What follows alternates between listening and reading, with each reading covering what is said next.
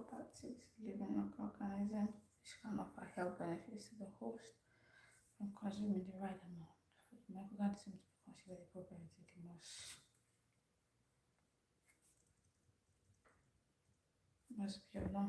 must be non-pathogenic, be of human origin, influence human metabolism, be able to colonize the GI tract and be destroyed and be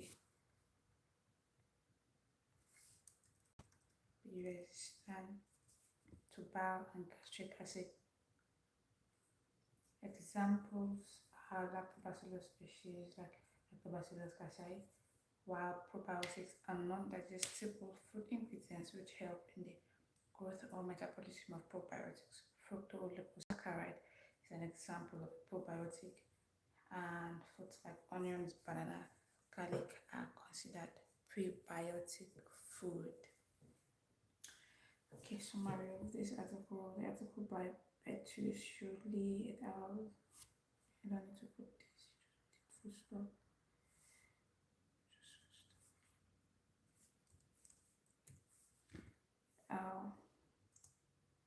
2025 investigated the clinical effect of Clostridium butyricum and Clostridium butyricum and Bifidobacterium longum,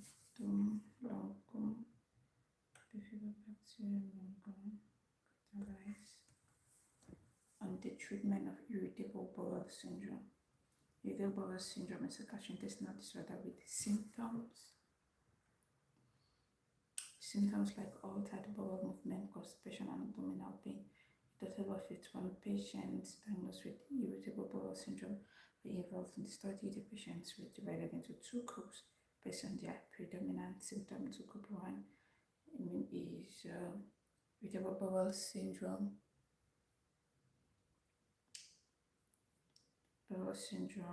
With diarrhea, group 24 of them, age group 23 to 86, and group 2, irritable bowel syndrome with constipation, and 27, age between 18 and 85. Group 1 received 3 tablets of CBM, which is Clostridium butyricum supplement, while group 2 received 1 stick of B11 supplement, which is Bifidobacterium longum. While group 2 received 1 stick of supplement for 3 months. The irritable bowel syndrome severity scoring system was used to elevate the improvement in symptoms. This was done before and after treatment.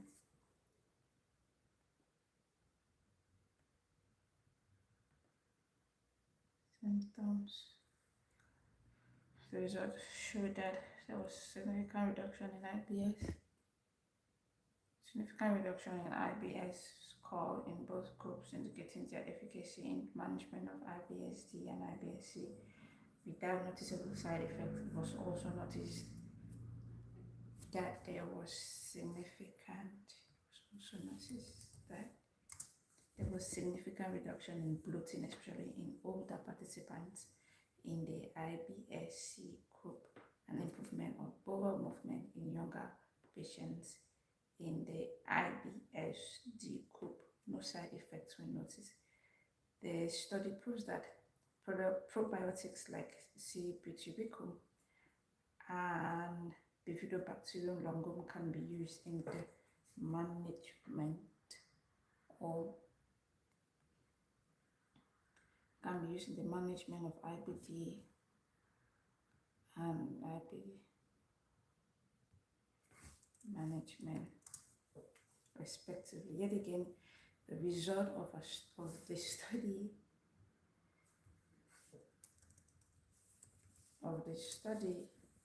are in line with existing literature. Overall, the findings support the idea that precision probiotic therapy represents a valuable addition to the therapeutic arsenal for IBS, offering a tailored microbiota targeted strategy that aligns with the broader revolution of personalized medicine in gastroenterology. Okay, I feel like this is done. This last part I have to work on it. The article by Hembach 2008 highlights the role of regulatory bodies.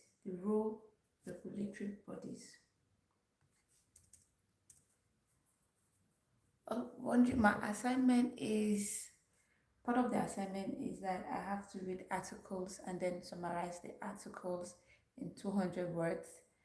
And the other assignment is that I have to read some other, I have to look for 2 articles that talk about the effect or the benefits of probiotics in the treatment or regulation of irritable bowel syndrome. So these are the 2 things that I'm working on. The first one, I have to look for 2 articles and then I do a summary of the articles. These articles need to talk about the benefits of probiotics in the treatment or management of irritable bowel syndrome. While the other article was given to us by a professor, I have to read the article and then do a summary of the article. So that's what I'm trying to do right now. I have done the summary of some of the articles. I'm trying to just read through to do any form of editing that is needed. So if you hear me reading, I'm literally just reading what I have done as a summary. And if you have anything to say about it, please drop it in the comments. I would like to hear if you feel like there's readability and then there's flow in whatever that I'm saying or reading, and if you feel like this topic of use of probiotics in the control or management of irritable bowel syndrome is something that is interesting. Just to add that probiotics are microorganisms. They are viable microorganisms that we literally eat every day, especially if you're someone who likes to drink yogurt. If you like milk-based products, most of milk-based products are probiotics.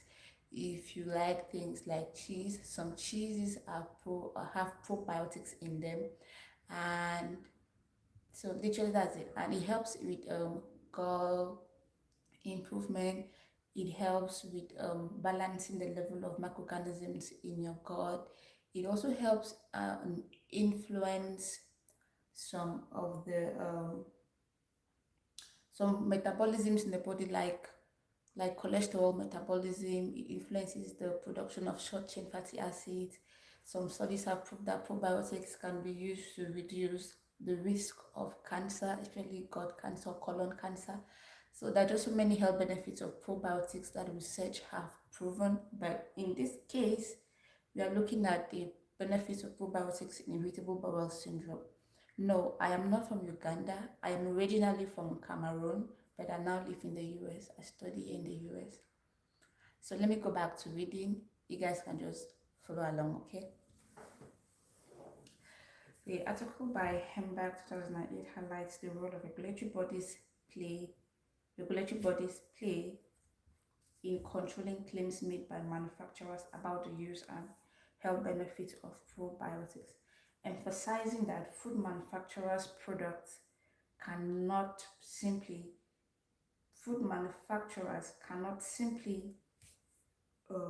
it has probiotics and also applies. What was I trying to say? Emphasizing that food manufacturers cannot simply, because it has probiotics, apply for all types of products. Emphasizing that food manufacturers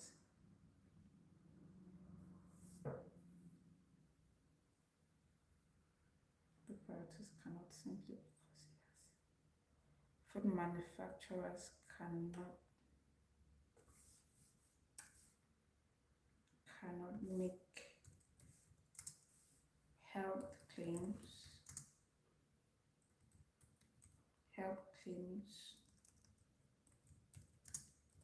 on a product simply because it has probiotic, and also applies for all types of food products and dietary supplements. The drug claims are cannot make food manufacturers cannot make drug claims on a product simply because it has probiotics.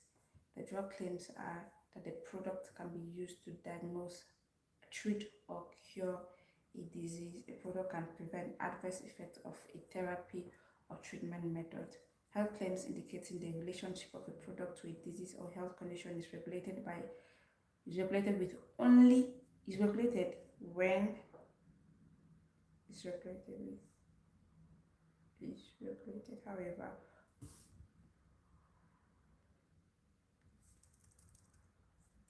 is regulated however only claims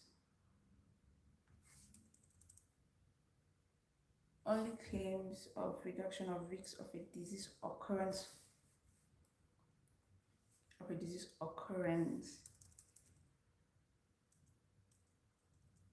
this occurrence is accepted. The FDA does not pre-review structure or function claims. However, the data of the product with the claims has to be shared with them. Within 30 days of product launch. Advertising claims is regulated by the FTC, and the FDA has adopted the FTC reasonable consumer standard in labeling claims where the claims are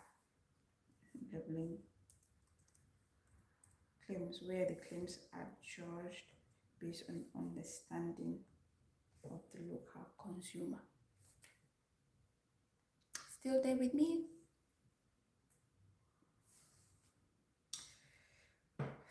However,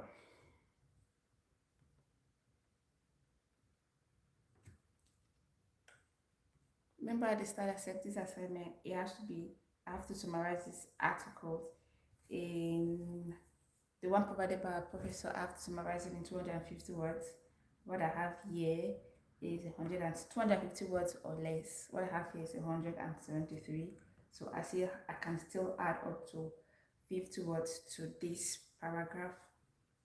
So I'm going back to the original article that was provided to us by the professor. I'm going to read it again and then pick some points and add it here to this paragraph so it makes more sense and it gives a better idea of what the entire article is all about. Because what I have here is kind of limited because I was struggling to make sure that whatever that I'm doing is within the limit that I've been given. Remember, not more than 250 words. And within the 250 words, you have to write literally everything that the article talks about in a manner that even someone who doesn't understand what you're doing or what you're saying, like in the case of a reasonable consumer, can read it and understand that, okay, this 16-page document has been summarized into a 250-word paragraph. Like, does it make sense? That's just it. That's science.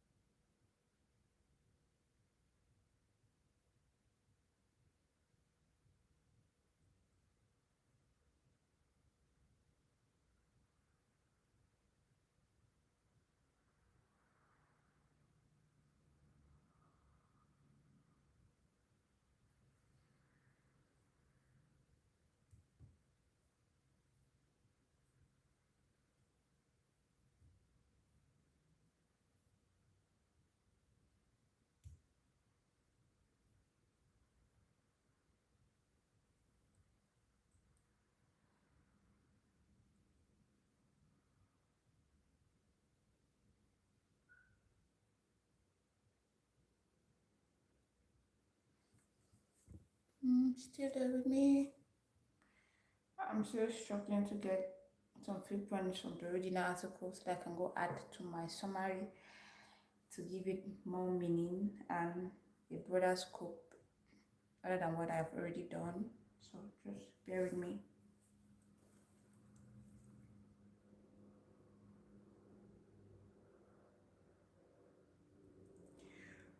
Oh Lord.